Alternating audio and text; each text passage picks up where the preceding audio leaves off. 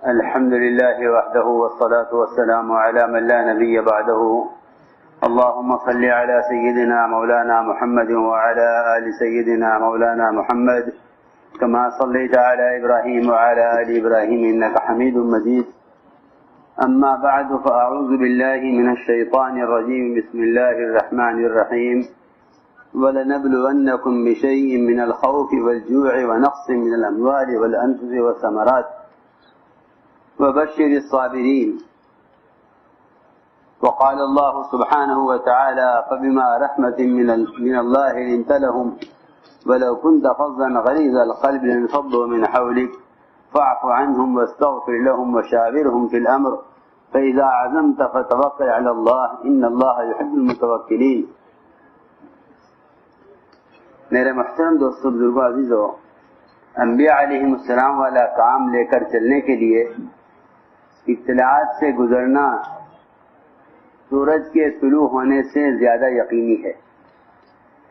طلوع سورج سے زیادہ یقینی ہے انبیاء علیہ السلام والی اطلاعات سے اس دعوت کے کام کے کرنے والوں کا گزرنا. اس لیے کہ اللہ رب العزت جب تک جانچ نہیں لیں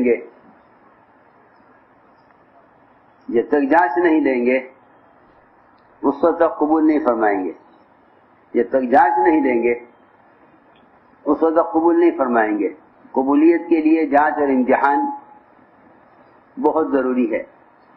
اس جانچ میں اور اس امتحان میں پرانا ہونا یہ کامیابی کی دلیل نہیں ہے. اس جانچ اور امتحان میں پرانا ہونا یہ کامیابی کی دلیل نہیں ہے، بلکہ تصدیق کرنا، ابتلاءات میں تصدیق کرنا اور یقین کے ساتھ اللہ کے رسول کے امر کو قبول کرنا، یہ امتحان ہے، یہ کامیابی ہے. کامیابی قدامت نہیں ہے. کامیابی قدامت نہیں ہے. تو جو جتنا پرانا ہوگا اس کا امتحان اتنا شدید ہوگا. یہ ایک زمانہ ہے ابتلا کا کہ ہم مبتلا کر کے دیکھیں گے. ہم مبتلا کر کے دیکھیں گے یہ اس ابتلا میں کیا کرتے ہیں. اور ابتلا میں کامیاب ہونا اس کے لیے پرانا ہونا کافی نہیں ہے. اس کے لیے پرانا ہونا کافی نہیں ہے، بلکہ اس کے لیے کامیابی کے لیے تصدیق اور بات کو قبول کرنا اصل ہے. کہ بات کو قبول کریں، حق بات کو حسد اور عناد کی وجہ سے حق بات کا انکار نہ کریں. اس لیے کہ حق کے قبول کرنے میں مخلوق سے مناسبت شرط نہیں ہے. مخلوق سے مناسبت، مخلوق کے ساتھ مناسبت نہیں حق قبول کرنے میں، بلکہ حق قبول کرنے میں تو مخلوق کے ساتھ عداوت ملے گی. سنو غور سے، حق قبول کرنے میں مخلوق کے ساتھ عداوت، یا حق قبول کرنے میں مخلوق کے ساتھ عداوت ملے گی. حق قبول کرنے میں مخلوق کے ساتھ مداہنت نہیں ملے گی. میری بات توجہ سننی پڑے گی کہ حق قبول کرنے میں صحابہ کی زندگی میں ملا ہے کہ انہوں نے حق کو قبول کرنے میں، حق قبول کرنے میں عداوت پر راضی ہو گئے. حق قبول کرنے میں عداوت پر راضی ہو گئے، ورنہ کسی کی ذات کی محبت اور تعلق کی وجہ سے کئی حق کا انکار نہیں کیا. جس کو واضح کہتا ہوں، یہ امتحان بہت سخت ہے. یہ متعدد صحابہ کے قصے ملیں گے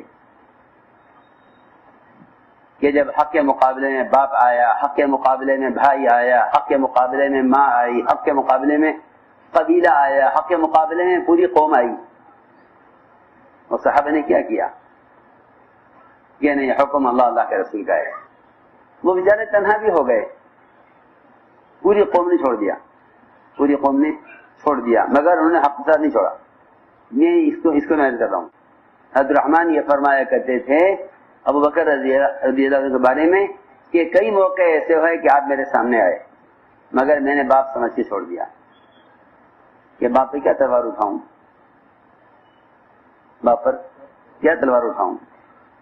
جواب دیا کہ بیٹے تم ایک دفعہ میرے سامنے آ جاتے تو میں تمہیں نہ چھوڑتا، ایک دفعہ میرے سامنے آ جاتے تو میں تمہیں نہ چھوڑتا۔ میں نے عرض کیا یہ ہے ابتلا کہ ہم تمہیں آزمائیں گے۔ تو میں نے عرض کیا کہ حق تعاون میں عداوت تو ملے گی صحابہ میں، اپنے خاندان والوں سے، تعلق والوں سے، لیکن مداہنت نہیں ملے گی، مداہنت نہیں ملے گی۔ تو میں نے عرض کیا کہ یہ ایک امتحان ہے کہ حق کا ساتھ دو، اور حق جو ہے وہ واضح ہے، حق چھپتا نہیں ہے، کیونکہ حق میں خیانت نہیں ہے، حق واضح ہے، حق واضح ہے، بالکل دین واضح ہے، دین بھی واضح ہے، دین کی دعوت بھی واضح ہے، اس کو کسی کی وضاحت کی ضرورت نہیں ہے، یہ اللہ کی طرف سے اعلان ہے کہ حق واضح ہو چکا ہے، جس کا دل چاہے کفر کرے، جس کا دل چاہے ایمان لائے، دین اور دین کی محنت واضح ہے، جس کا دل چاہے کفر کرے، جس کا دل چاہے ایمان لائے۔ ابو بکر رضی اللہ عنہ نے یہ خطبہ دیا تھا کہ دین کام ہو چکا، واضح ہو چکا، اب ہر ایک کو اختیار ہے کہ وہ کون سا راستے اختیار کرتا ہے۔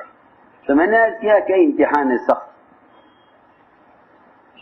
اس میں پرانا ہونا کامیابی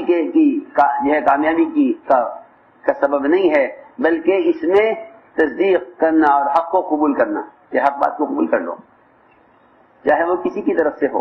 یہ امت کی اجتماعیت کا سبب ہے کہ حق کو قبول کر لو، چاہے وہ غیر کی طرف سے آوے کہ حق کو قبول کر لو، اور غلط کا انکار کر دو، چاہے وہ اپنے متعلقین کی طرف سے آوے کہ غلط ہے، غلط ہے۔ جی ہاں، سب سے بڑا مجرم وہ ہے جو حق کی تردید کرے مخلوق کے تعلق کی وجہ سے، وہ اللہ کے یہاں سے بڑا مجرم ہے، کہ حق کی تردید کرے مخلوق کے تعلق کی وجہ سے۔ میں وہ باتیں عرض کرنا چاہتا ہوں کہ جس کی وجہ سے صحابہ کا انتخاب ہوا ہے اس دین کی حفاظت کے لیے اور دین کی اشاعت کے لیے، یہ ہے وہ سخت امتحان کہ اپنے عمل سے ثابت کریں کہ کس کے ساتھ ہیں، سب بات ہے۔ تو ہم نے عرض کیا کہ اس امتحان کے لیے، اس کامیابی کے لیے قدامت اصل نہیں، صداقت اصل ہے، کہ سچی بات کہو، سچی بات کہو دیا۔ تو اللہ تعالیٰ امتحان لیو لیتے ہیں، امتحان کی ایسی شکلیں آتی ہیں جنہیں ہم سوچ بھی نہیں سکتے کہ کیا شکل بنے گی، کہ کیا شکل بنے گی امتحان کی۔ حضور اکرم صلی اللہ علیہ وسلم کے وحی لکھنے والے کاتب جو وحی لکھا کرتے تھے، جو وحی لکھتے تھے، جب انسان کی تخلیق کے مراحل نازل ہوئے تو اللہ نے ان کا امتحان لیا کہ یہ وحی جو لکھتے ہیں ان کو وحی پر یقین کتنا ہے، کیونکہ ایک اعزاز ہوتا ہے، اعزاز ظاہری چیز ہے، اعزاز ظاہری چیز ہے، کسی کو کوئی مقام مل جائے، کسی کو کوئی عہدہ مل جائے، یہ ظاہری چیز ہے، یہ باقی رہنے والی چیز نہیں ہے، کیونکہ جتنے اعزاز کی چیزیں ہیں وہ شہرت کی ہیں، قبولیت کی نہیں ہیں۔ جی ہاں، شہرت کی چیز ہے، اعزاز، قبولیت کی چیز نہیں ہے۔ مقبول بندے جو ہوتے ہیں اللہ کے ہاں ان کو تو تلاش کیا جاتا ہے، یہ فلاں کہاں، جی ہاں، مقبول بندے تلاش کیے جاتے ہیں، جی ہاں، اور مشہور غیر مخلصین مشہور بھی ہوتے ہیں، غیر مخلصین مشہور ہوتے ہیں، انہیں اپنی شہرت سے اپنی قبولیت کا دھوکہ لگ جاتا ہے۔ یہ بہت ڈرنے کی بات ہے، میں اپنے لیے کہہ رہا ہوں، آپ سے نہیں کہہ رہا، یہ دھوکہ لگتا ہے، یہ شہرت سے قبولیت کا دھوکہ۔ حالانکہ قبولیت کا تعلق شہرت اور قابلیت سے نہیں ہے، قبولیت کا تعلق صفات و قبولیت سے ہے، صفات اللہ کو مطلوب ہے، بندوں کو نہیں ہے مطلوب، صفات اللہ کو مطلوب ہیں، تو جو اللہ کے یہاں مطلوبہ صفات پر ہوتے ہیں وہ اللہ کے یہاں مقبول ہوتے ہیں، وہ اللہ کے یہاں مقبول ہوتے ہیں۔ آپ نے فرمایا رب اشعث اغبر، بہت سے بال بکھرے غبار آلود پراگندہ لوگ وہ دروازے دھکے دیے جاتے ہیں حالانکہ اللہ کے ان کا مقام ایسا ہے کہ اگر اللہ پر قسم کھا بیٹھے اللہ ان کی قسم پوری کر دے. رحم اللہ لا برہم. تو میں نے ایک بات عرض کی ہے کہ شہرت اور مقام یہ کوئی چیز نہیں ہے. ہر سمجھتے تھے کام شخصیت سوزی کا ہے، سازی کا نہیں ہے. اس کا ہے شخصیت سوزی. یہ کام شخصیت سوزی کا ہے، شخصیت سازی کا کام نہیں ہے کہ پہلے شخصیت بنے پھر شخصیت سے کام بنے. یہ راستہ دنیا والوں کا ہے. یہ راستہ دنیا والوں کا راستہ یہ ہے کہ پہلے دنیا والے شخصیت بناتے ہیں پھر شخصیت کے رعب سے کام بناتے ہیں. یہ دنیا والوں کا راستہ ہے. اس لیے وہ اپنے کام میں کامیاب نہیں ہے. اپنے کام میں کامیاب نہیں ہے. جی ہاں، پہلے شخصیت پھر شخصیت سے کام. یہ راستہ یہ طریقہ دنیا والوں کا ہے. یہاں پہلے قوت سے حکومت بنتی ہے پھر حکومت کی قوت سے کام بنتے ہیں. یہ سمجھتے تھے کہ ان کی حکومتیں اجسام پر ہوتی ہیں، قلوب پر نہیں ہوتی. ان کی حکومتیں جسموں پر ہوتی ہیں، دلوں پر نہیں ہوتی. انبیاء کا کام اس سے بالکل مخالف ہے. انبیاء کا کام اس سے بالکل مخالف ہے کہ انبیاء کا کام اس سے بالکل مخالف ہے.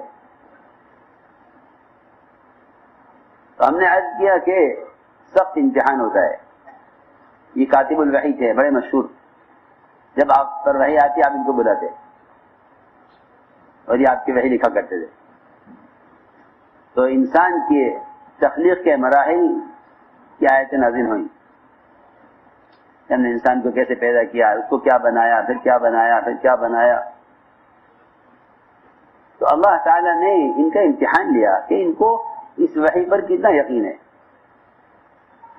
وحی پر کتنا یقین ہے کہ ہاں یہ وحی بے شک آپ پر ہی آئے گی، آپ کے علاوہ کسی پر وحی نہیں آئے گی. اس امتحان کے لیے اللہ تعالیٰ نے آیت نازل کی آپ پر اور اس آیت کے الفاظ جاری کر دیے ان کی زبان پر. یہ امتحان ہے. ہم دیکھیں گے کہ تمہیں اپنے کہے ہوئے کا یقین ہے یا آپ کی وحی کا یقین ہے، اور الفاظ دونوں کے برابر. وحی کے الفاظ بھی وہی، الہام کے الفاظ بھی وہی. ادھر وحی ادھر الہام، یہ سمجھنے کی بات ہے. ادھر وحی ادھر الہام. ہاں ادھر وحی. تو آپ کے بولنے سے پہلے بولے یہ، اور بولنا تھا فتبارک اللہ احسن الخالقین، یہ انہوں نے کہا. آپ نے فرمایا یہ بھی لکھو. کہ نہیں یہ وحی نہیں ہے، کہ ہاں یہ وحی ہے، مجھ پر آئی ہے. میں نے کہا نہیں، آسمان سے وحی نہیں آتی، جس کی جو بات اچھی لگتی ہے لکھوا دیتے ہیں. یہ کہہ کر یہ اسلام سے مرتد ہو گئے. بلکہ روایت میں ہے کہ نبوت کا دعویٰ بھی کیا انہوں نے کہ میں نبی ہوں، جسے مجھ پر بھی وحی آتی ہے. میں نے ایک مثال دی ہے امتحان کی. یہ اتنا سخت امتحان آتا ہے کہ آدمی، بلکہ فرمایا حضور اکرم صلی اللہ علیہ وسلم نے صحابہ سے کہ یہ بتاؤ کہ لوگوں میں سب سے بڑا عالم کون ہے؟ لوگوں میں سب سے بڑا عالم کون ہے؟ صحابہ خاموش رہے. عرض کیا کہ اللہ کے رسول زیادہ جانتے ہیں. آپ نے فرمایا سب سے بڑا عالم وہ ہے جو لوگوں کے اختلاف کے زمانے میں حق پر جمنے والا ہو. اختلاف کے زمانے میں حق پر جمنے والا ہو. یہ لوگوں کے اختلاف کے زمانے میں حق پر جمنے والا ہو اور حق پر نظر رکھنے والا ہو. عمل میں کتنا بھی کوتاہ کیوں نہ ہو، عمل میں کتنا بھی کوتاہ ہو، اور جسمانی اعتبار سے ایسا کمزور اور معذور ہو کہ زمین پر گھسٹ کر چلتا ہو. یہ فرمایا یہ وہ لوگوں میں سب سے بڑا عالم ہے جو اختلاف کے زمانے میں حق پر جمنے والا ہو. تو میرے عزیز دوستو، یہ اطلاعات آتی ہیں کہ اللہ رب العزت چھانٹتے ہیں مخلصین کو اور سچوں کو. یہ معاملہ ہر ایک کا اللہ کے ساتھ براہ راست ہے. اس کا مقصد کسی کو متہم کرنا نہیں ہوتا، اس کا مقصد یعنی اتہام نہیں ہوتا، بلکہ اس کا مقصد اہتمام ہوتا ہے کہ ہر آدمی میرے بارے میں اہتمام کرے، ہر آدمی کے بارے میں اہتمام کرے کہ میرا اللہ کی ذات کے ساتھ تعلق کیسا ہے. ہر ایک اپنے بارے میں اہتمام کرے کہ اس کا اپنے اللہ کی ذات کے ساتھ کیسا تعلق ہے. ہر ایک اپنے بارے میں سوچے، اس لیے کہ ایک روایت کا مفہوم ہے کہ آپس کے اختلاف کی وجہ وہ تنہائی کی معصیتیں ہوں گی. یہ میں بطور اتہام کے نہیں کہہ رہا، بطور احترام کے کہہ رہا ہوں. تنہائی کی معصیت ہے، جی ہاں، یہ آپس کے اختلاف کی وجہ بنے گی. کیونکہ اصولی بات یہ ہے کہ جتنی پاکیزہ تنہائی ہوگی اتنی پاکیزہ جلوت ہوگی. جتنی پاکیزہ جلوت، اتنی پاکیزہ جلوت ہوگی جتنی پاکیزہ خلوت ہوگی. بلکہ عجیب روایت میں ہے کہ جو شخص ایسا چھپ کر گناہ کرے جس کو کسی نے نہ دیکھا ہو، تو اللہ رب العزت بغیر لوگوں کے دیکھے ہوئے اس گناہ کرنے والے کی نفرت لوگوں کے دلوں میں پیدا کر دیتے ہیں. بغیر دیکھے، ہم نے دیکھا نہیں. اور کوئی کتنی چھپ کر عبادت کرے، کوئی نہ دیکھے، کہ اللہ رب العزت اس کی محبت لوگوں کے دلوں میں ڈال دیتے ہیں، حالانکہ اس کو کسی نے عبادت کرتے ہوئے دیکھا نہیں ہے. کسی نے عبادت کرتے ہوئے دیکھا نہیں، کیونکہ حدیث کا مفہوم ہے کہ اللہ رب العزت جس سے محبت کرتے ہیں اس کی محبت کا آسمانوں میں اعلان کرتے ہیں کہ فلاں ابن فلاں سے اللہ محبت کرتے ہیں، لوگوں تم بھی اس سے محبت کرو. یہ اعلان آسمانوں میں ہوتا ہے. تو ہم نے عرض کیا کہ سب سے بنیادی چیز ہے اپنے آپ کو اللہ کے یہاں قبول کروانا، اپنے آپ کو اللہ کے یہاں قبول کروانا، کہ اس قبولیت کا تعلق دو چیزوں سے ہے خاص طور پر. ایک پہلی چیز تقویٰ ہے، پہلی چیز تقویٰ ہے، کہ پہلی چیز تقویٰ ہے، کیونکہ تقویٰ ایک ایسی صفت ہے جو ہر زمانے کی تنگی سے، ہر زمانے کی فتنوں سے باہر نکال دے گا. یہ تقویٰ ایسی صفت ہے جس پر وعدہ ہے من یتق اللہ یجعل لہ مخرجا، کہ اللہ تعالیٰ متقین کے لیے نکلنے کا راستہ بنا دیتے ہیں، متقین کے لیے نکلنے کا راستہ بنا دیتے ہیں. یہ صرف رزق اور ضروریات کے پورا ہونے کے اعتبار سے آیت نہیں ہے، بلکہ بڑے بڑے فتنوں سے اللہ تعالیٰ مخلصین کے، متقین کے نکلنے کا راستہ بنا دیتے ہیں. اس میں سب سے بنیادی بات جو ہے، سب سے بنیادی بات یہ ہے کہ تقوی میں سب سے زیادہ احتیاط مال میں کرنی ہوگی. اس میں مال ہوگی کہ یہ سب سے بڑا فتنہ مال ہے، سب سے بڑا فتنہ مال ہے. جی سب سے بڑا فتنہ ہے، فتنہ مال ہے، چاہے نبی کے زمانے میں ہو، چاہے صحابہ کے زمانے میں، چاہے اولیاء کے زمانے میں. جی ہاں، فتنہ کیسا تھوڑا فتنہ مال ہے، تھوڑا فتنہ مال ہے. جی کیونکہ باطل پہلے مال پیش کرتا ہے، خوف کا درجہ تو بعد میں آتا ہے کہ لالچ والے کہ وہ مال میں پھسل جاتے ہیں، ان کو ڈرانے کی ضرورت نہیں ہے، ان کو ڈرانے کی ضرورت نہیں ہے. یہاں سب سے پہلی چیز کہ نبی کی نبوت کو بھی مال سے آزمایا جاتا ہے، نبی کی نبوت کو مال سے آزمایا جاتا ہے. یہاں میں سچی بتا دوں کہ اس راستے میں جتنی پرواز استغنا سے ہوتی ہے اتنی کسی چیز سے نہیں ہوتی.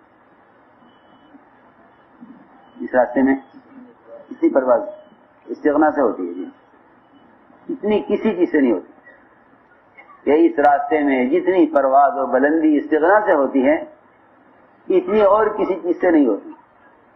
کیا استغنا؟ جی یہ استغنا جو حدیث میں آتا ہے کہ جو مخلوق سے مستغنی رہتا ہے وہ غنی ہے، ہم اس کو غنی بنا دیتے ہیں، ہم اس کو غنی بنا دیتے ہیں جو مخلوق سے مستغنی رہے.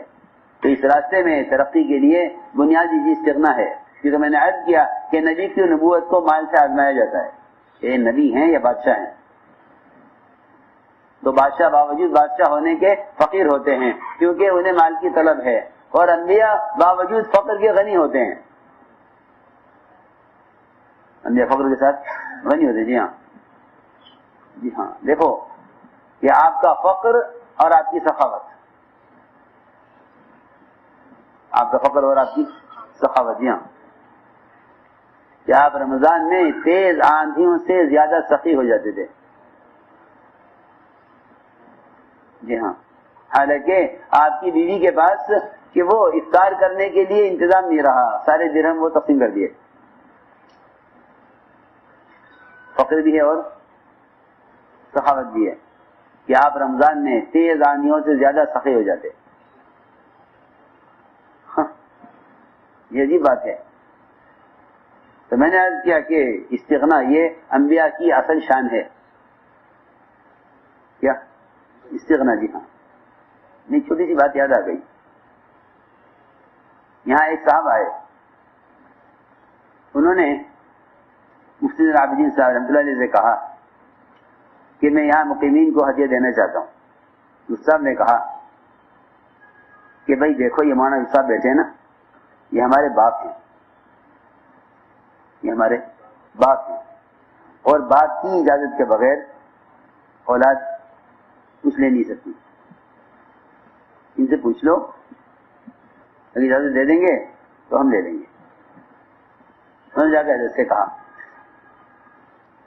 کہ جی وہ فلاں صاحب ہیں جو ہدیہ دینا چاہتے ہیں. حضرت نے فرمایا کہ میں نے اپنے عملے کو اللہ سے لے کر بندوں کو دینے کے لیے تیار کیا ہے، اللہ سے لے کر بندوں کو دینے کے لیے تیار کیا ہے. حضرت نے انکار کر دیا لینے سے. انہوں نے عرض کیا، مفتی صاحب نے کہا حضرت سے کہ حضرت کیا حرج ہے قبول کرنے میں؟ حضرت نے فرمایا کہ مفتی صاحب ہمارے عملے کے علم میں آ چکا ہے، یعنی آپ کو معلوم ہو گیا ہے، ہمارے عملے کے علم میں آ چکا ہے کہ یہ آدمی ہدیہ دینا چاہتا ہے، یہ جب بھی آئے گا میرے ساتھی اللہ سے نظر ہٹا کر اس کو دیکھیں گے، میرے ساتھی اس کو دیکھیں گے. جی ہاں، یہ نہیں چاہیے. یہ میرے ساتھی اللہ سے نظر ہٹا کر اس کو دیکھیں گے، جب بھی آئے گا اس کے آتے ہی ساتھی کو خیال آئے گا کہ یہ دے گا. جی میں یہ نہیں چاہتا کہ میرے عملے کی نظر اللہ سے ہٹے. تو میں نے عرض کیا کہ انبیاء علیہ السلام کا بھی امتحان ہوتا ہے مال سے کہ نبی ہیں یا بادشاہ ہیں. بلقیس نے مال بھیج کر دیکھا تھا کہ مال بھیج کر دیکھو، مال بھیج کر دیکھو کہ یہ کیا کرتے ہیں. اگر رد کر دیں تو نبی ہیں. ایک کافرہ کا بھی یہ خیال ہے کہ یہ مال قبول نہیں کریں گے. ایک کافرہ کا بھی یہ خیال ہے کہ یہ مال قبول نہیں کریں گے. اسے معلوم ہے کہ نبی مال رد کر دیتے ہیں، تو اس نے ہدیے میں ایک سونے کی اینٹ اور کچھ ہدایہ بھیجے. رسول علیہ السلام نے اس کے آنے سے پہلے اپنا پورا میدان سونے کا بنوا کر جنات سے اور اس پر مویشی چھوڑ دیے جو پیشاور گوبر کریں کہ تمہارے یہاں سونے کی حیثیت یہ ہے اور ہمارے یہاں سونے کی حیثیت یہ ہے.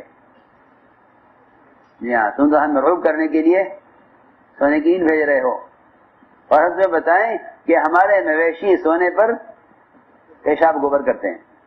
دیکھو، جی ہاں، یہ جواب ہے ہدیے کا، یہ ہدیے کا جواب ہے. جی ہاں، کہ کیوں کہ اللہ نے ہمیں آپ کی ہدایت کا ذریعہ بنایا ہے، اس لیے ہم آپ کے مال سے متاثر نہیں ہوں گے. ہم سمجھتے تھے جتنا تاثر غیروں کے ملک و مال کا مسلمانوں کے دلوں میں ہوگا اتنا ہی غیر اسلام کو ہلکا سمجھیں گے، جتنا غیر اسلام کو ہلکا سمجھیں گے، جتنا تاثر غیروں کے ملک و مال کا مسلمان کے دل میں ہوگا. کہ جتنا غیروں کے ملک و مال کا تاثر مسلمان کے دل میں ہوگا کہ اتنا ہی اسلام کو غیر ہلکا سمجھیں گے. چنانچہ وہ ہدیہ آیا عید کا تو سلیمان علیہ السلام نے سارے فرش کو بنا کر ان کے گزرنے کی داخل ہونے کی جگہ سے اس اینٹ کے برابر جگہ خالی چھوڑ دی. اس لیے نہیں کہ یہ یہاں لگائیں گے، یہ کیا ضرورت ہے، جگہ خالی چھوڑیے. دیکھا گزرتے ہوئے تو روایت میں ہے کہ وہ گزرتے ہوئے اس اینٹ کی جگہ کو دیکھا تو وہ انہوں نے اینٹ چھپا کر وہاں لگا دی کہ ایسا نہ ہو الزام لگے یہاں سے اٹھا کے دے رہے ہیں. جی ہاں، یہ حکمت ہے، یہ حکمت. جی ہاں، انبیاء پر کھولتے ہیں اللہ تعالیٰ حکمت، اللہ انبیاء پر حکمت کھولتے ہیں. جی ہاں، یہ بات یاد رکھنا. یہ لوگ بہت چاہتے ہیں حکمت کی باتیں یاد آنے. ہماری بات یاد رکھنا کہ جو آدمی سوال کرے گا اس کا دل حکمت کی بات سے خالی رہے گا. یہ پکی بات ہے. آپ دیکھیں جو بڑے محدثین گزرے ہیں کہ ان کے استغنا اور تقوی کی وجہ سے اللہ نے ان کو علم دیا ہے. جی ہاں، بادشاہوں کے پاس جایا نہیں کرتے تھے کہ ہم بادشاہ کے پاس جائیں کہ نہیں. دیکھنے والے ہمیں جو ہے سائل سے متہم کریں گے، ہمیں سائل سمجھیں گے. جی ہاں، بادشاہ کے پاس نہیں جاتے تھے، شہزادے حاضر خدمت ہوتے تھے. یہ نہیں، ہم نہیں جائیں گے کیونکہ ان کے دروازے پر جانے کا مطلب سوال ہے. جی ہاں، کہ ہم نہیں جائیں گے. محدثین کے علم کا جو گہراؤ ہے وہ سب سے زیادہ اس میں تقوی کو دخل ہے.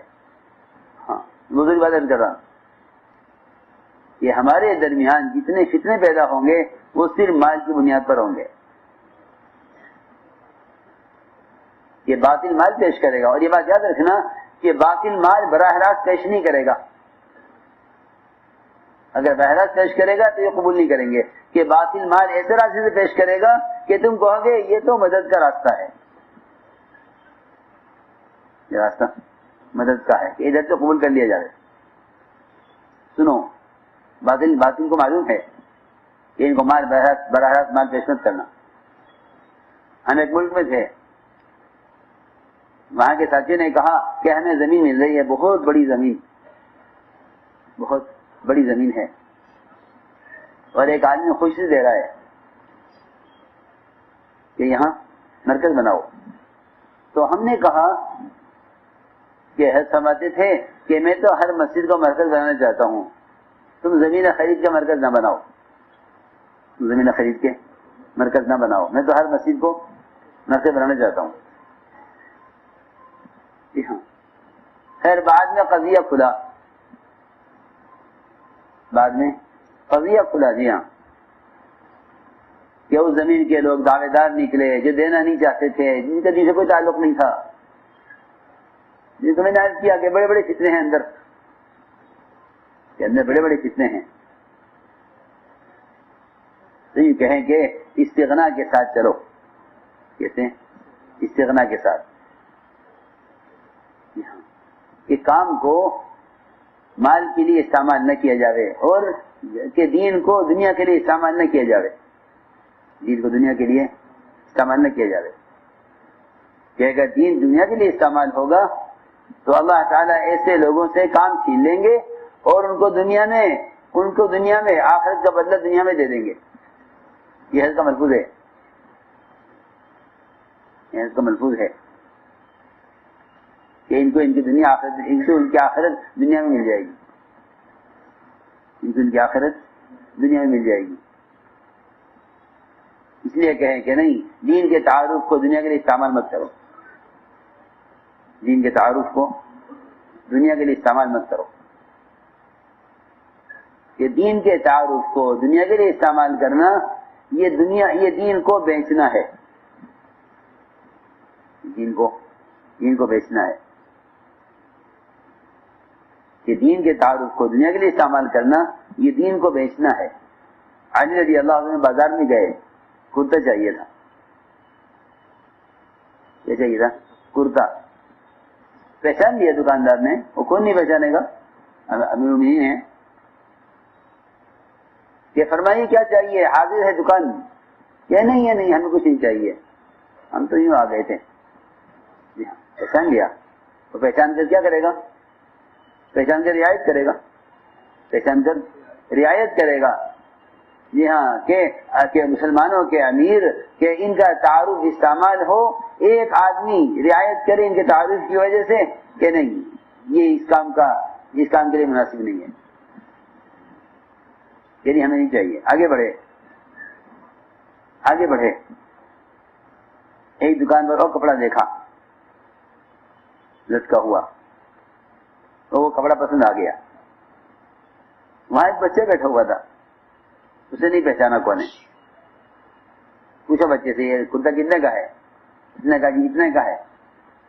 تو کرتا لے لیا، قیمت ادا کر دی. کرتا لے لیا، قیمت ادا کر دی. اس سے لیا جسے پہچانا نہیں، اس سے لیا جس نے پہچانا نہیں. سنو، اللہ مجھے معاف فرمائے کہ بعض مرتبہ یہ شیطان خیال پیدا کرتا ہے کہ ان سے مان لو جن سے تعلقات ہیں. جی ہاں، مال جن سے لو تعلقات ہیں، اور تعلقات کی بنیاد پر سستا مل جائے گا. تعلقات کی بنیاد پر سستا مل جائے گا. جی ہاں، کہ ان سے لو جن سے تعلقات ہیں، کہ تعلقات سے سستا مل جائے گا. یہ کام کو بیچنا ہے. سیدھی میں حضرت کی بات نقل کر رہا. جی ہاں، حضرت نے اپنا جوتا دیا پھٹا ہوا، یہ ہے کیا چمڑے کا موزہ دیا کہ پھٹ گیا ہے اس کو سلوا لو. وہ گئے لے کے موچی کے پاس، موچی نے سیا اور سی کر دے دیا کہ بھائی پیسے کیا؟ نہیں بھائی پیسے نہیں، خدمت کے حضرت کی خدمت. اور جوتا اور جو موزہ سل کر آیا، حضرت نے پوچھا لانے والے سے کتنے پیسے لگے؟ حضرت کہ کیا معمولی 5400 لگی ہوگی شاید، جس سے بھی کم. کتنے پیسے لگے؟ تو بڑے خوش ہو کر انہوں نے کہا کہ نہیں حضرت، وہ تو بڑا خوش ہوا آپ کا موزہ دیکھ کر. اس نے کہا میری سعادت ہے اس نے سی کر دیا ہے اور پیسے نہیں لے رہا ہے.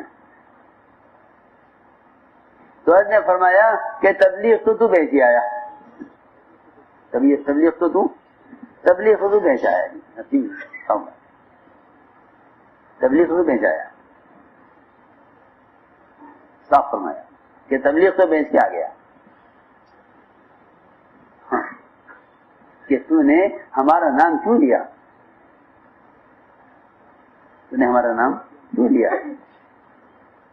تو میں عرض کر رہا تھا کہ یہ احتیاط کی، یہ تقوی ہے کہ کام کی نسبت دنیا کے لیے استعمال نہ ہو.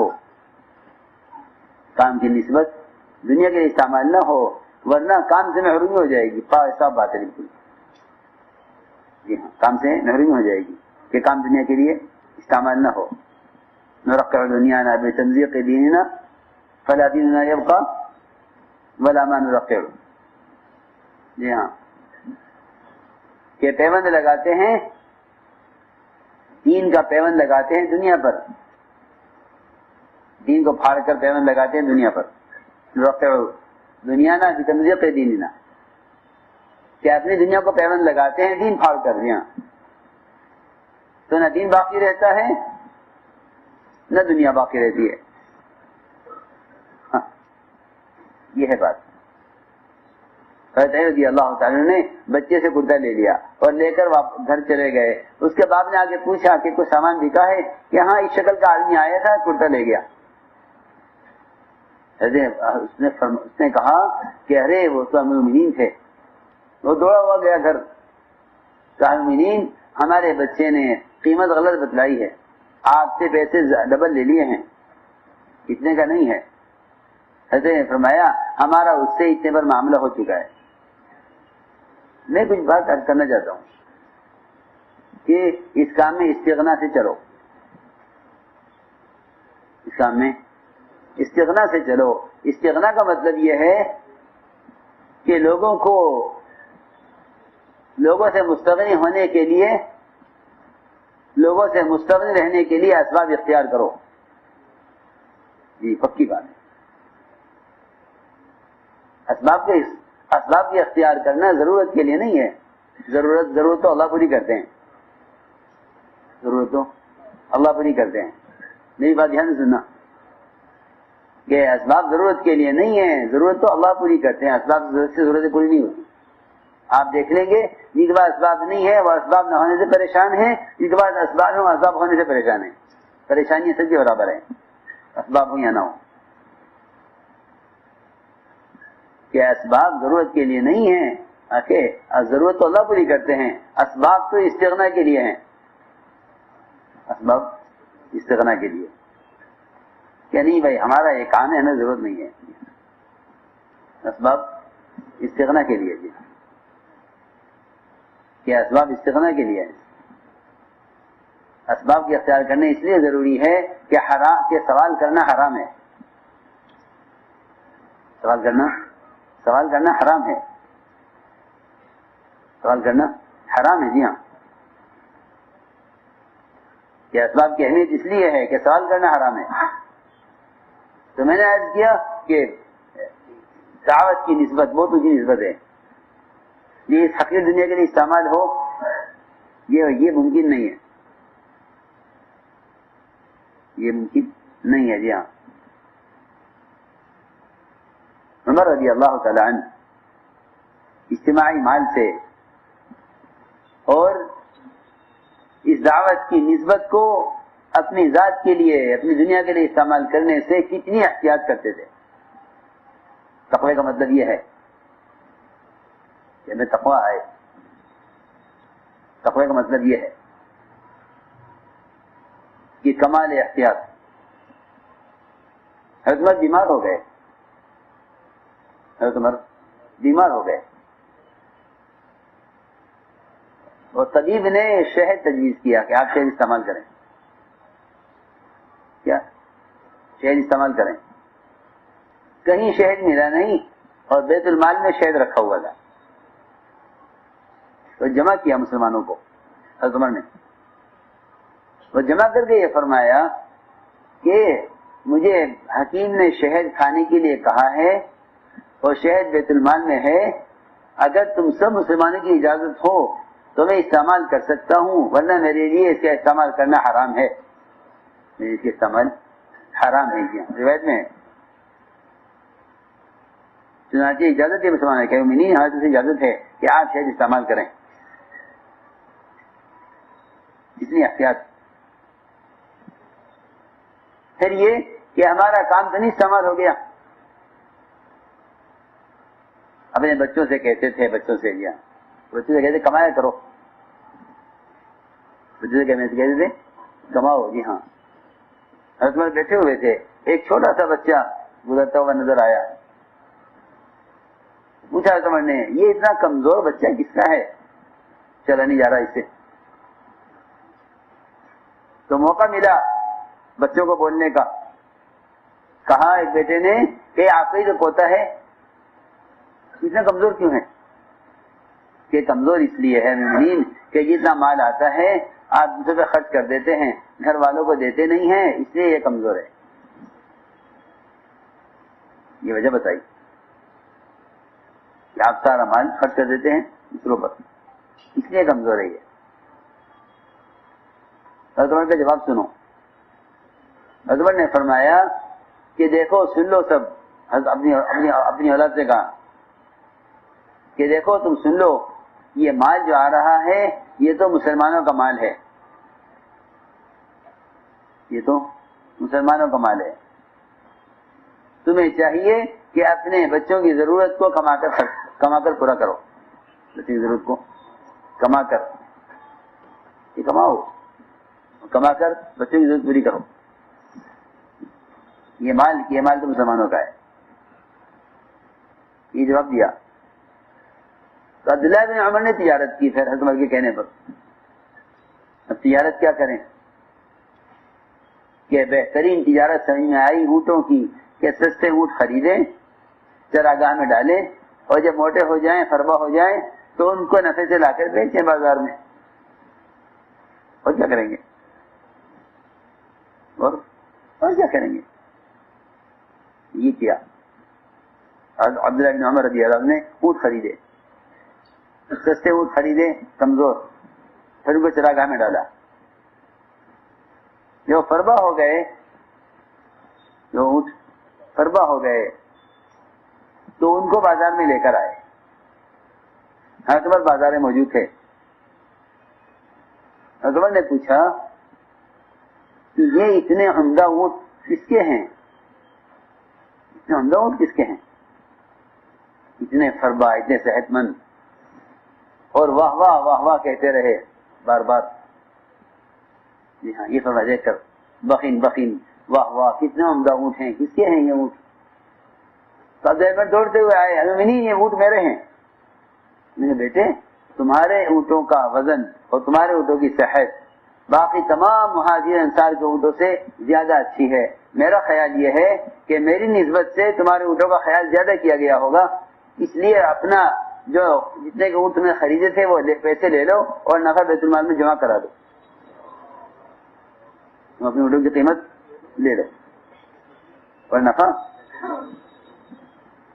یہ ہے رونے کی بات، کہ جو نفع تمہیں ملے وہ بیت المال میں جمع کرا دو. کیونکہ مجھے اس بات کا اندیشہ ہے کہ تمہارے اونٹوں کا خیال میری نسبت سے زیادہ کیا گیا ہوگا اور میں مسلمانوں کی نسبت سے ہوں، اپنی ذات سے نہیں ہوں. یہ ہیں قبولیت کے اسباب اور قبولیت کی شرائط. اللہ جمع فرمائے. میں بطور چاند بھی نہیں کہتا، بطور احکام میں کہتا ہوں کہ تقوی ہے اصل چیز. کیا ہے تقوی؟ جی ہاں. عمر رضی اللہ تعالیٰ عنہ جب سخت پریشان ہو جاتے اپنی ضرورت کے لیے تو بیت المال سے قرض لیتے تھے، اور بیت المال کا خزانچی حضرت عمر کے پیچھے لگ جاتا. مومنین نکالیے، وہ آپ نے لیا تھا، نکالیے آپ نے لیا تھا. جی ہاں، یہ نہیں کہ حضرت جی ہاں آپ نے لیا تھا، نکالیے، قرضہ ہے آپ پر بیت المال کا. پیچھے پیچھے بڑھتا، ان کے چپٹ جاتا ان کو کہ نہیں مومنین میں نہیں چھوڑوں گا. ہاں، حالانکہ عمر کا رعب. تو عمر رضی اللہ تعالیٰ عنہ کہیں سے قرض لے کر بیت المال کا ادا کرتے، بیت المال کا قرض اتارتے. یہ ہے احتیاط. میں اسے عرض کر رہا کہ کام جا رہا ہے انتظام کی طرف، کام جا رہا ہے انتظام کی طرف، یہ کام جا رہا ہے انتظام کی طرف، اور انتظام لے جائے گا مال کی طرف، کیونکہ انتظام مال کے بغیر نہیں ہوتا، کام تو مال کے بغیر ہو جائے گا. اس خدا کی قسم اس کام میں ایک پیسے کی ضرورت نہیں ہے ہی نہیں. کام پیسے کا ہے ہی نہیں. آپ دعوت دیں، آپ گشت کریں، آپ تعلیم کریں، آپ مشورہ کریں، آپ ملاقاتیں کریں، کون سا کام پیسے کا ہے؟ دعوت کے تقاضے تو مال سے متعلق ہی نہیں ہے. دعوت کے تقاضے تو مال سے متعلق ہی نہیں ہے. مال کا تعلق تو ضروریات سے ہے. جی ہاں. اور میں صاحب نے کہا کہ فلاں ملک میں جانا ہے، انتظام نہیں ہے. میں نے کہا تو مال کے بغیر تو حج نہیں فرض ہوتا، مال کے بغیر تو حج نہیں فرض ہوتا. جی ہاں، مال کے بغیر تو حج نہیں فرض ہوتا. اگر تو پیسے مانگ کے چلا بھی گیا جماعت میں تو کیا ملے گا؟ علماء نے لکھا ہے کہ جو تبلیغ دوسرے کے مال پہ ہو بے اثر ہوتی ہے. جو تبلیغ کس پر ہو؟ دوسرے کے مال پر، وہ تبلیغ بے اثر ہے. مال دوسرے کا ہے وہ تبلیغ بے اثر ہے. اس لیے میں نے عرض کیا کہ استغنا اصل چیز ہے. استغنا اصل چیز ہے کہ اپنے آپ کو تقوی سے اللہ کے ہاں قبول کروائیں، اپنے آپ کو تقوی سے اللہ کے ہاں قبول کروائیں، کیونکہ تقوی پر اللہ رب العزت بڑے بڑے فتنوں سے بچا کر نکال دیں گے. ایک بات تو یہ ہے، ایک صفت تو یہ ہے تقوی والی. دوسری صفت تواضع کی ہے. کیا تواضع؟ جی ہاں. حضور اکرم صلی اللہ علیہ وسلم کی صفات میں بڑی صفت تواضع کی ہے. بڑی صفت تواضع کی ہے. نیک نامی نہیں چاہیے. بدنامی کہ بدنامی تو قبول ہو جائے گی، نیک نامی کی ضرورت نہیں ہے. عبداللہ بن مسعود فرماتے تھے کہ اگر کوئی مجھے مسعود کا بیٹا کہہ کر پکارنے کے بجائے مجھے گوبر کا بیٹا کہہ کر پکارے اور اللہ تعالیٰ اس نام کی وجہ سے میرا ایک گناہ معاف کر دیں تو یہ نام مجھے پسند ہے. کیا؟ جی ہاں. کیا پکارے؟ گوبر کا بیٹا. ہاں، ابن روسا کہہ کے پکارنا، اسی روایت میں کہ مجھے ابن روسا کہہ کے پکارا جاوے اور اس کے بدلے میرا ایک گناہ معاف کر دے تو یہ نام مجھے پسند ہے، کیونکہ اس نام کی بات نہیں ہے، ایک گناہ معاف تو ہو رہا ہے، ایک گناہ معاف ہو رہا ہے کہ اگر مجھے گوبر کا بیٹا کہہ کر پکارا جائے تو یہ نام مجھے پسند ہے، کیونکہ میرا اس کے بدلے میں ایک گناہ معاف ہو رہا ہے۔ اس لیے میرے عزیز دوستو، آپس کی اجتماعیت بھی تواضع سے ہے، ورنہ تکبر سے مقابلے ہوتے ہیں، سارے مقابلے کبر کی وجہ سے، سارے مقابلے کبر کی وجہ سے۔ اب دیکھو جتنی بادشاہتوں میں جنگیں ہوتی ہیں وہ سب کبر کی وجہ سے ہیں، کہ سارے فتنے کبر و تعالی کی وجہ سے ہیں، کہ تواضع پیدا کرو تو سارے فتنے ختم ہو جائیں گے، سارے فتنے ختم کہیں سے؟ محض تواضع سے۔ اس لیے حضور اکرم صلی اللہ علیہ وسلم کو نرم مزاج دیا گیا، آپ کو نرم مزاج دیا گیا ہے۔ فبما رحمت من اللہ لنت لهم، کہ اللہ کی رحمت ہے کہ آپ ان کو نرم مل گئے، آپ صحابہ کو نرم مل گئے۔ یہ اللہ کی رحمت ہے، یہ اللہ تعالیٰ کی رحمت ہے۔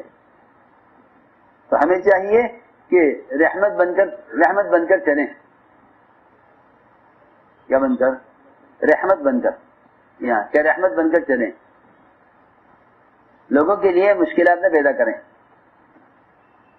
کیونکہ لوگ مشکلات پیدا کرتے ہیں تربیت کے لیے، حالانکہ تربیت مشکلات سے نہیں ہوتی، کہ تربیت تو سہولت سے ہوتی ہے۔ سنو، تربیت کے لیے شفقت چاہیے، تربیت کے لیے شفقت، کہ تربیت شفقت سے ہوتی ہے۔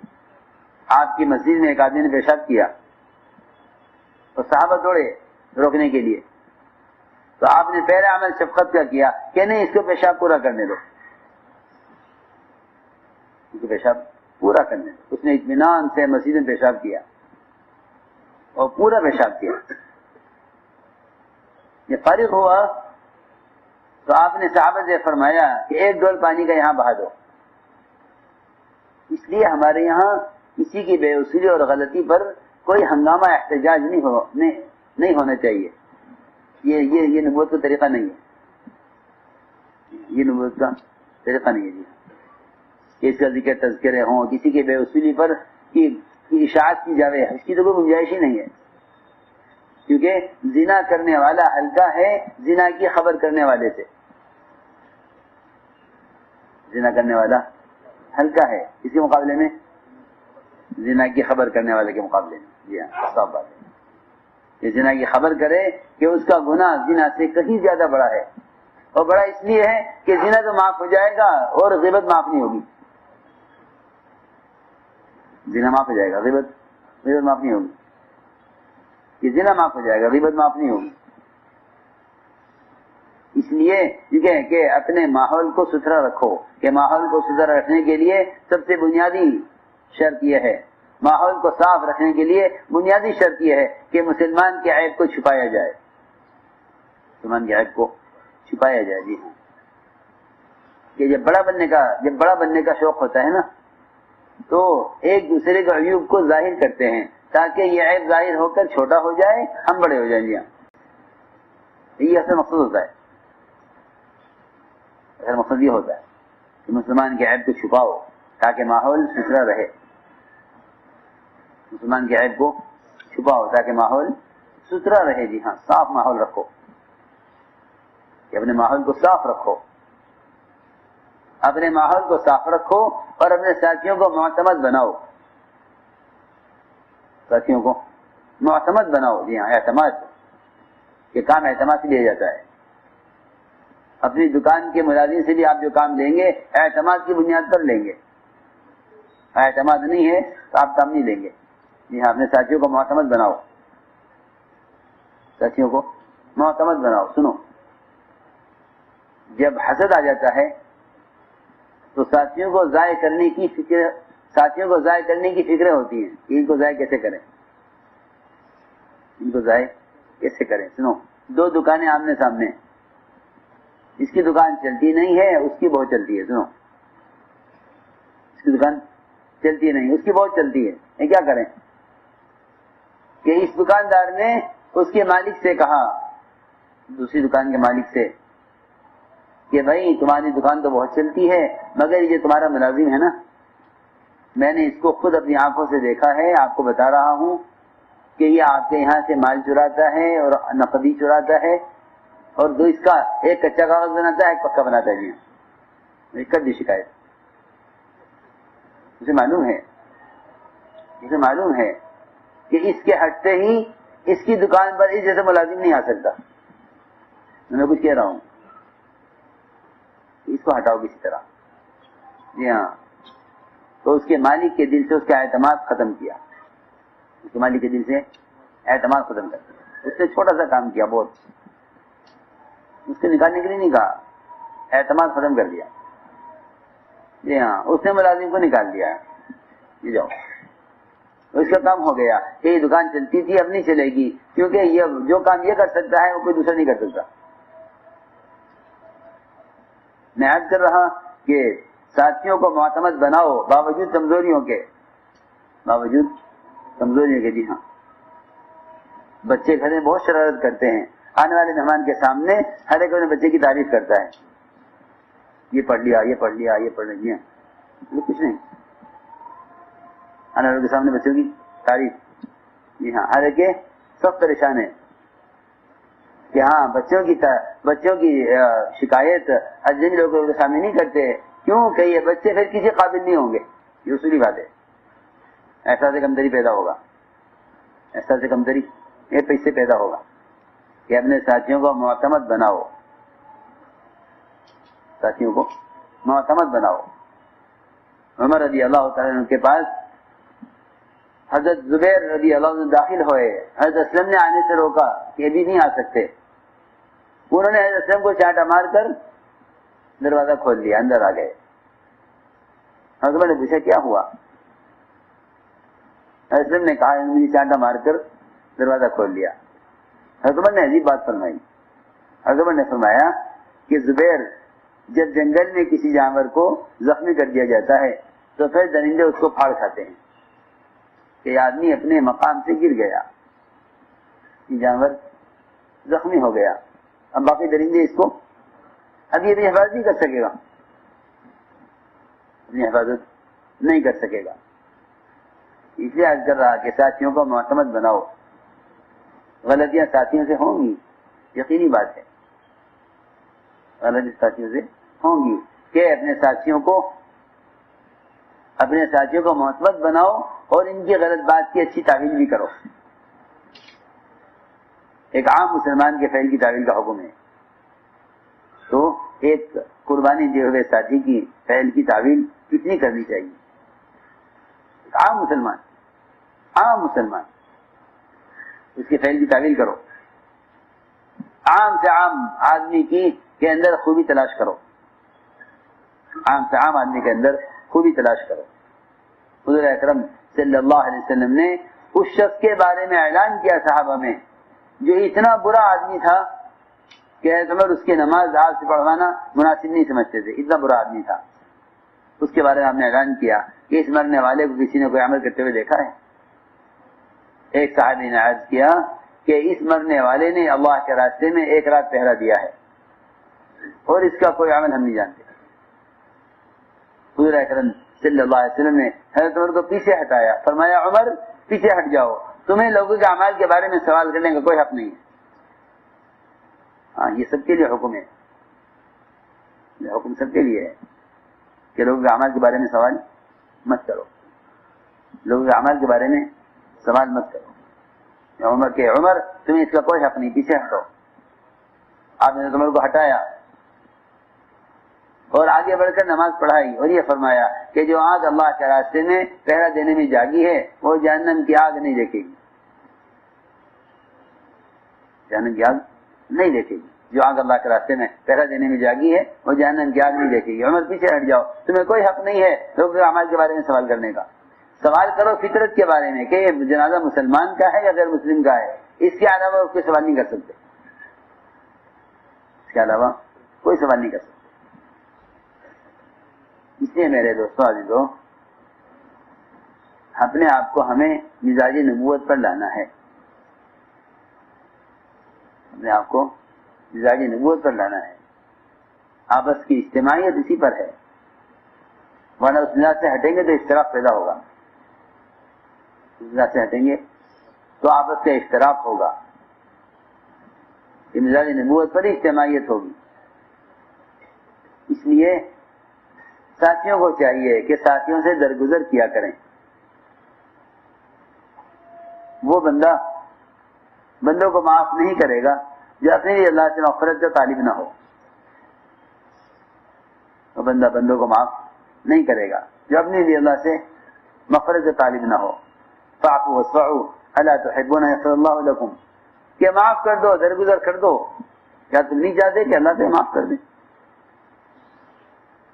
کیا تم نہیں چاہتے کہ اللہ تمہیں معاف کر دے؟ اس لیے ہمارا کام یہ ہے کہ آپ کو درگزر سے کام لیا جائے، جی ہاں، اور سب کا اکرام کرو، سب کا اکرام کرو، جی ہاں۔ شیطان کہے گا کہ نہیں، ہم مصلحتاً فلاں کا اکرام نہیں کر رہے ہیں، مصلحت ہے کہ نہیں، اس میں تو کوئی مصلحت ہو ہی نہیں سکتی۔ حضرت تھانوی فرماتے تھے رحمۃ اللہ علیہ کہ مسالے سنبھالے رکھنے کی چیز نہیں ہے، مسالے تو پیسنے کی چیز ہیں، مصلحت کو پیسو۔ لوگ مصلحت کے خیال کرتے ہیں، حالانکہ مصلحت کو پیسا جائے گا، یہ ساری مسالے پیس دو، جتنا مسالے کو پیسو گے اتنا کھانا لذیذ ہوگا۔ جی ہاں، ہمارے کام کی لذت اور ترقی اس میں ہے کہ مسالے کو پیسا کرو، جی ہاں، کہ یہ مصلحت ہے، وہ مصلحت ہے، کہ نہیں، کوئی مصلحت نہیں ہے۔ ایک مسلمان کا اکرام کرنا اس لیے ہے کہ اس کا مقام بیت اللہ سے اونچا ہے، ایک مسلمان کا مقام بیت اللہ سے اونچا ہے، یقینی بات ہے، ایک عام مسلمان کا مقام بیت اللہ سے اونچا ہے۔ اس لیے ساتھیوں کا اکرام کرو باوجود اختلاف کے، اکرام کا مجاہدہ ہی اختلاف کے ساتھ ہے، ورنہ جسے محبت اس کا اکرام کیا تو کیا کمال کیا، جس سے تعلق ہے اس کا اکرام کیا تو تعلق کی بنیاد پہ کیا۔ اس لیے اختلاف کے زمانے میں اکرام کا دامن مت چھوڑو، ہاں، بے اکرامی پر آگے لوگ، بے اکرامی پر، جی ہاں، یہ گروپ بن گئے، تقابل پیدا ہو گیا، آپ کی جماعت میں ہیں، آپ کس طرف ہیں، جی ہاں، یہ سوال آ گیا زبان پر، یہ سوال آ گیا، جی ہاں، کہ نہیں، یہ سوال تو، یہ بات تو آنی نہیں چاہیے، آپ کون ہیں، آپ کیا ہیں، بالکل نہیں، یہ سب کا اکرام کرو، سب کا اکرام کرو، اور جو کام سے پیچھے ہٹ گئے انہیں ہر ممکن کام کی طرف لے کر آؤ، جو بھی امکان ہو، جو بھی راستہ ہو، ہاں، چھوڑنا نہیں کسی کو چھوڑنا نہیں ہے، ہاں، یہ ذمہ داری ہے کام کرنے والوں کی کہ کام سے پیچھے ہٹ جانے والوں کی کو سہارا دو، اور سب باتیں، کیونکہ صحابہ کرام کا معمول یہ تھا کہ جو کسی فتنے میں پڑ جاتے تھے صحابہ انہیں فتنے سے نکالتے تھے۔ عمر رضی اللہ عنہ نے عیاش بن ابی ربیعہ کو روکنے کے لیے اپنا آدھا مال پیش کر دیا کہ تم آدھا مال لے لو مگر مت جاؤ مدینے سے مت جاؤ، ہاں، یہ نہیں جہاں ہوں گے وہاں کام کر لیں گے، یہ بات نہیں ہے، جی ہاں، فتنہ ہے اجتماعیت سے نکل جانا، فتنہ کیا ہے؟ اجتماعیت سے نکل جانا فتنہ ہے، یہ اجتماعیت سے نکل جانا فتنہ ہے کہ عیاش تم مت جاؤ، کیونکہ حدیث میں آتا ہے کہ بھیڑیا تنہا بکری پر حملہ کر لیتا ہے، جی ہاں، اور ایوڑ میں کمزور بکری بھی محفوظ رہتی ہے، یہ ہے اجتماعیت، کہ مجتمع رہو، کیا رہو؟ مجتمع رہو، جی ہاں، کہ تمہاری اجتماعیت سے کوئی نکلے تو اسے واپس لاؤ، سب بات ہے، سب کے لیے ہے، کیونکہ اختلاف تو ہوگا لیکن اختلاف میں کام چھوڑ کر الگ نہیں ہوا جاتا، کام چھوڑ کر الگ نہیں ہوا جاتا، یہ ہاں، یہ مومن کی شان نہیں ہے، یہ مومن کی شان یہ نہیں ہے کہ ہماری بات نہیں مانتے تو ہم نہیں آتے، یہ مومن کی شان نہیں ہے۔ میں عرض کرتا ہوں آپ سے کہ یہ مزاج تھا منافقین کا کہ اگر ہماری بات نہیں مانو گے تو ہم تمہارے ساتھ نہیں دیں گے، یہ بات مسلمانوں میں یہ بات نہیں تھی، 100% صحابہ میں یہ بات نہیں تھی، کہ کوئی فرد بھی ایسا نہیں ملے گا صحابہ میں جو اپنی بات کو منوانے کی وجہ سے الگ ہو گیا ہو، ایسا کوئی نہیں ملے گا، یہ عجیب بات ہے، ایک صحابی ایسا نہیں ملے گا، یہ کہہ کر الگ ہو جائے کہ میری بات نہیں مانی، ایسا کوئی نہیں ملے گا۔ حضور اکرم صلی اللہ علیہ وسلم نے احد کے موقع پر مشورہ کیا کہ مقابلہ مدینے میں رہ کر کرنا ہے یا باہر نکل کر۔ کبار صحابہ کی رائے تھی کہ باہر نکل کر مقابلہ کیا جائے، بعض لوگوں کی رائے تھی کہ اندر رہ کر مقابلہ کیا جائے۔ آپ نے مشورے کو وسعت دی، مشورے کو وسعت دی۔ میں ایک بات اس میں عرض کر دیتا ہوں کہ مشورے کو وسعت دی جاتی ہے انتظامی کاموں کے لیے، انتظامی کاموں کے لیے مشورے کو وسعت دی جاتی ہے تاکہ سب کی صلاحیتیں ٹھکانے لگیں۔ آپ نے منافقین کے سردار عبداللہ بن ابی سے بھی مشورہ کیا، اس سے بھی رائے لی۔ آپ کی کیا رائے؟ انہوں نے کہا کہ بھائی ہماری رائے تو یہ ہے کہ مدینے میں رہ کے لڑا جائے، کیونکہ ہمارا تجربہ یہ ہے کہ جب بھی کوئی ایسا حادثہ پیش آیا مدینے میں رہ کر لڑنے میں کامیابی ہوئی، لہذا ہماری رائے باہر جانے کی نہیں، مدینے میں رہ کر لڑیں گے۔ یہ رائے تھی عبداللہ بن ابی بن سلول کی۔ حضور اکرم صلی اللہ علیہ وسلم گھر میں تشریف لے گئے، اندر سے آپ سفر کے لیے تیار ہو کر نکلے۔ بس ہمیشہ یاد رکھو، جب کوئی چیز عملی طور پر ذمہ دار کرنے لگے تو اس پر سب کو مجتمع ہو جانا چاہیے۔ جب عملی طور پر مشورہ تو ہوگا، اختلاف بھی ہوگا، اس اختلاف کے بعد جب کسی چیز پر عمل ہونے لگے تو پھر سب کو مجتمع ہو جانا چاہیے۔ عبداللہ بن ابی بن سلول نے کہا کہ نہیں، ہماری رائے تو وہی ہے جو پہلے تھی، ہماری رائے تو وہی ہے جو پہلے تھی، ہم مدینے میں رہ کر ہی لڑیں گے، لہذا ہماری بات پر آپ نے عمل نہیں کیا، ہم آپ کا ساتھ نہیں دیں گے۔ یہی الفاظ نقل کیے ہیں علماء نے کہ ہم آپ کا ساتھ نہیں دیں گے کیونکہ ہماری رائے پر عمل نہیں ہوا۔ یہ وجہ ہوئی عبداللہ بن ابی بن سلول کے مدینے میں ٹھہر جانے اور 300 مسلمانوں کو اپنے ساتھ روکنے کی، ورنہ مسلمانوں کا قافلہ 1000 کا تھا۔ کتنے؟ 1000۔ 300 یہ لے کر مدینے میں ٹھہر گئے، نہیں ہم ساتھ نہیں دیں گے کیونکہ ہماری رائے پر عمل نہیں ہوا۔ اس لیے میں عرض کر رہا کہ ابھی رائے پر اصرار نہیں ہونا چاہیے، رائے پر اصرار نہیں ہونا چاہیے۔ نہیں ہے کہ کوئی چیز خلاف شریعت ہو یا کوئی چیز صراحتاً کفر ہو یا خدا نہ کرے کوئی نماز سے روکنے لگے تو اس میں تو ہرگز اطاعت نہیں ہے، ورنہ اطاعت کا میدان بہت وسیع ہے۔ یہ فرمایا کہ جب تک تمہارے ذمہ دار تمہیں نماز چھوڑنے یا کفر کا حکم نہ دیں اس وقت تک اطاعت کرو، اس وقت تک اطاعت کرو۔ جی ہاں، اطاعت اجتماعیت کے لیے ہے۔ میں عرض کرتا ہوں یہ کوئی سلطنت نہیں ہے، یہ کوئی سلطنت نہیں ہے، اطاعت اجتماعیت کے لیے ہے، اطاعت اجتماعیت کے لیے ہے۔ ذمہ داروں کو چاہیے کہ وہ اپنے آپ کو اپنے مشورے والوں کے حوالے کریں، بھائی آپ لوگ غور کریں، لیکن یہ بات یاد رکھنا، ابوبکر صدیق رضی اللہ تعالیٰ عنہ اپنے مشورے والوں سے کہتے تھے کہ یہ بات ہمارے ایک بات سمجھ میں آ رہی ہے، تم اس کا مشورہ کرو۔ یہ نہیں کہ ذمہ دار خود رائے نہ دے، کہ نہیں، آپ دیکھیں سیرت میں ذمہ دار خود رائے دے اور پھر ساتھیوں سے کہے کہ اس بارے میں سوچو، پھر ساتھی غور کریں، پھر وہ سب مل کر ذمہ دار کو مشورہ دیں۔ یہ بہت سی روایتوں میں ملتا ہے۔ حضرت نے فرمایا میرا خیال یہ ہے، میرا خیال یہ ہے، میرا خیال یہ ہے۔ کتنے موقع ایسے ملیں گے جس نے ابوبکر رضی اللہ عنہ نے اپنے خیال کو اپنے ساتھیوں کے سامنے ظاہر کیا، ساتھیوں نے مشورہ کر کے کہا نہیں ٹھیک ہے۔ ایسا بھی موقع آیا کہ ابوبکر رضی اللہ عنہ نے سب سے مشورہ نہیں کیا، عمر رضی اللہ عنہ نے عرض کیا کہ قراء صحابہ قتل ہو رہے ہیں جنگوں میں، قرآن کو جمع کر دیں۔ بھئی یہ کام اب تک تو ہوا نہیں، اب کیسے ہو؟ ہم کوئی نیا کام نہیں کریں گے۔ حضرت نے فرمایا نہیں، ہمیں اس وقت کی ضرورت ہے، اس وقت کی ضرورت ہے، قراء صحابہ شہید ہو رہے ہیں، ایسا نہ ہو کچھ قرآن ان شہداء کے سینوں میں چلا جائے، ابو بکر نے فرمایا کہ عمر جو کام اللہ کے رسول نے نہیں کیا میں کیسے کروں؟ حضرت عمر اصرار کرتے رہے یہاں تک کہ ابو بکر نے فیصلہ کر لیا. 3 آدمی تھے حجرے میں، حضرت عمر رائے دینے والے، حضرت ابو بکر فیصلہ کرنے والے، زید بن ثابت قرآن لکھنے والے. نہیں کہہ رہا تھا سچے سے، میں نے کہا پورے مدینے میں کیا سارے کے مسلمان کو ایسا نہیں ملے گا جو یوں کہے کہ ہم یہ والا قرآن نہیں پڑھیں گے کیونکہ اس میں ہم سے رائے نہیں لی گئی.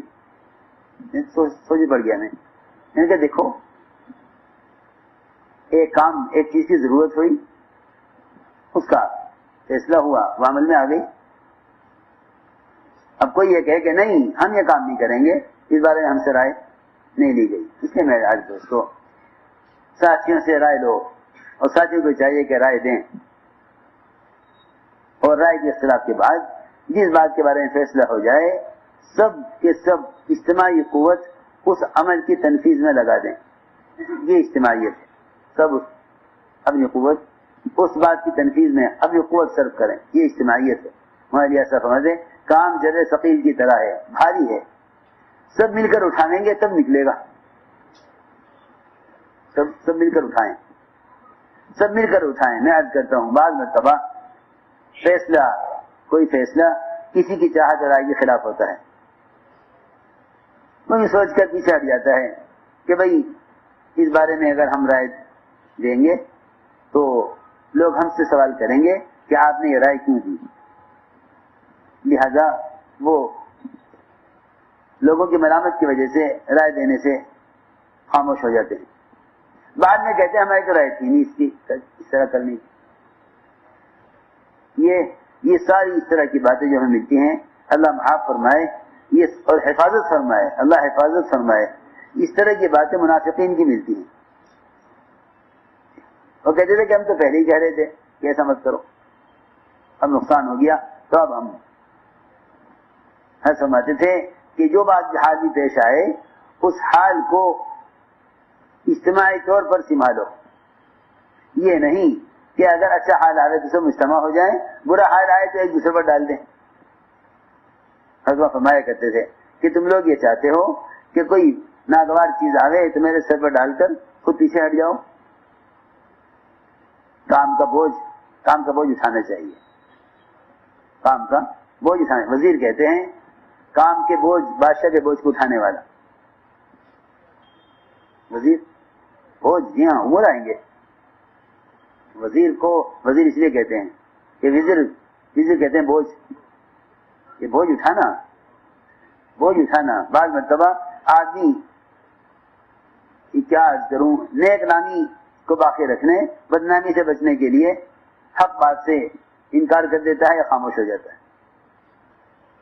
ایسے لوگوں پر اللہ کام کا بوجھ نہیں ڈالتے، کیونکہ سب سے زیادہ اس کام میں آگے بڑھنے والے وہ ہوں گے جو ناگواری کے بوجھ کو برداشت کریں گے.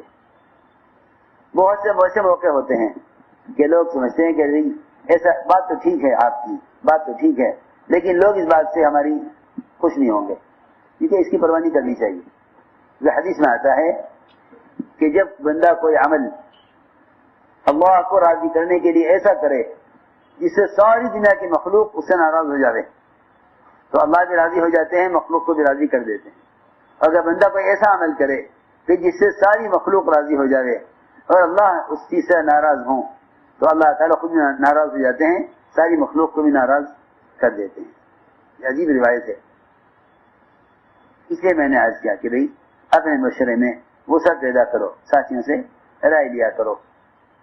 رائے پر اصرار نہ ہو، رائے پر اصرار نہ ہو، اس سے بھی افتراق پیدا ہوتا ہے. رائے پر اصرار نہ ہو. عمر رضی اللہ تعالیٰ عنہ اس امت کے ملہم کہلاتے ہیں. اللہ کی طرف سے صحیح بات دل میں ڈالی جاتی تھی.